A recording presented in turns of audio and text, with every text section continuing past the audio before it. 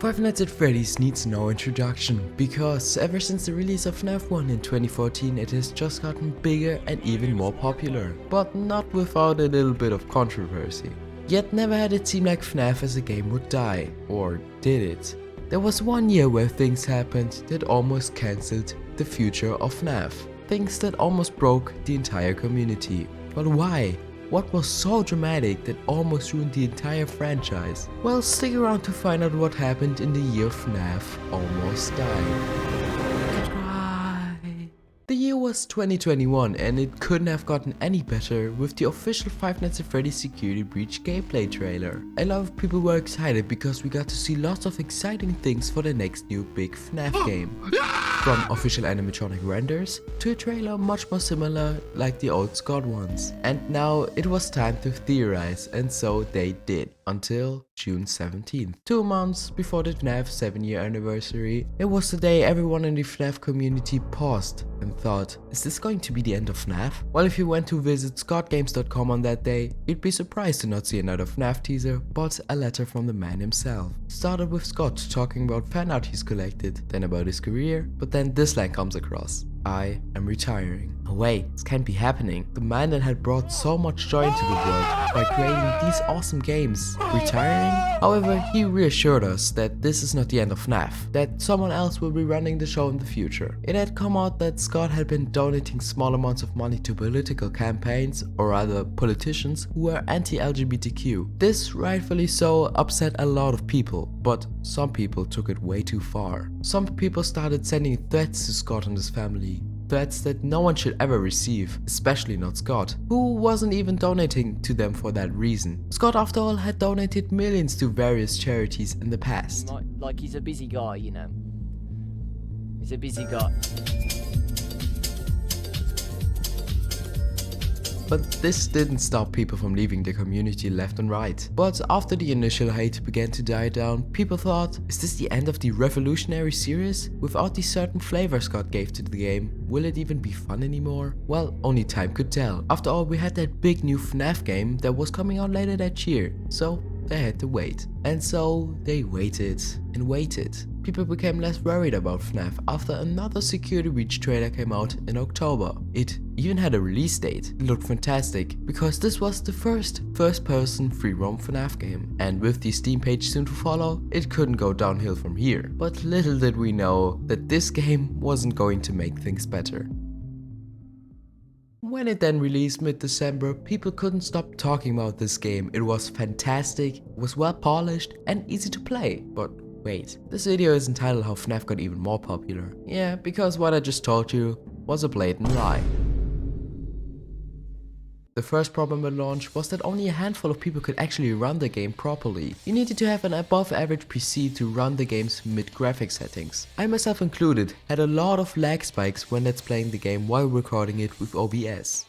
Can I use the elevator?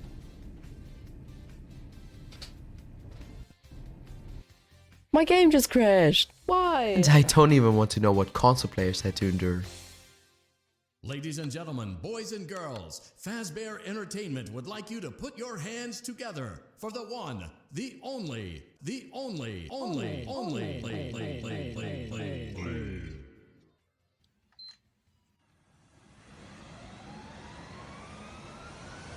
Not only was the performance bad, however, there were more bugs than there are bad bugs in Atlanta. But bugs and performance aside, the game was hard to play with the animatronics spawning right behind you if you were caught by the security guards. So the AI wasn't that great, leaving many people wondering if SteelWorld even playtested their own game before releasing it to the public. After all, they had a lot of time to make this game. But then there was the lore, the most important thing when it comes to FNaF, and definitely one of the reasons that made it so popular in the first place. Not only was the canon ending we had outright confusing, but had the same thing for the third time, being killing Afton with fire. Then there was a blob made up of what we know are the old possessed animatronics, and last but not least my personal favorite, Gregory. A new kid to the franchise, which we thought he was, until it came out that he may be a recreation of the crying child who died so many years ago. Was that the bite of 87? Which led to people criticizing not just the game as a game, but the game as the first game without Scott in management. So on one hand, there were people complaining about how unpolished this game was and how it was an outright broken game. Then on the other hand were the theorists who were complaining about a way too confusing story with unnecessary connections to the past. But all this is nothing in comparison to one man who hated this game so much he left the community entirely. Now this wouldn't be so important if it wasn't the man behind one of FNAF's biggest future fan games. I'm of course talking about FizzNum. FizzNum is the man behind FNAF Plus and very openly stated that he's no longer a FNAF fan. It started with his first tweet saying how Security Breach might be one of the worst game experiences he's ever had. But this tweet wasn't the only one, oh no. A few days later we got a full 4-page essay on his honest thought on Security Breach and the FNAF series in general. But all you need to know from this is that he just doesn't like where the series has been heading over the years. But thankfully nothing's happening with FNAF Plus. Now why do I even tell you this? Well, FizzNum represents the majority of FNAF fans with his opinion here. The series, whether you like it or not, is heading in this direction, be it with flashy animatronics, bright and less creepy atmospheres, and especially even more confusing lore aspects. But let me now actually return to what this video was even about in the first place.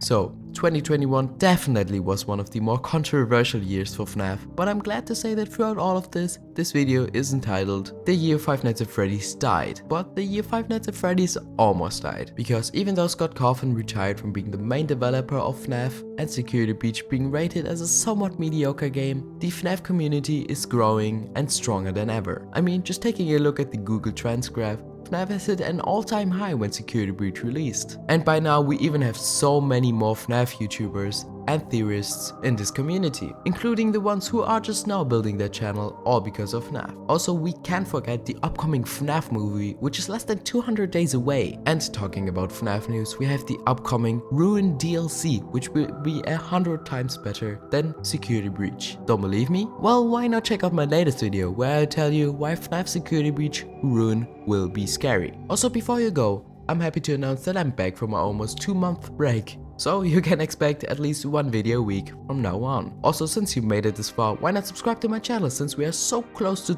10,000 subscribers. And while you're down there, be sure to hit a like since I'm aiming for at least 100 likes for this video. Either way, there are plenty more videos on my channel like this, so be sure to check them out. And I hope you enjoyed this video on how Five Nights at Freddy's almost died.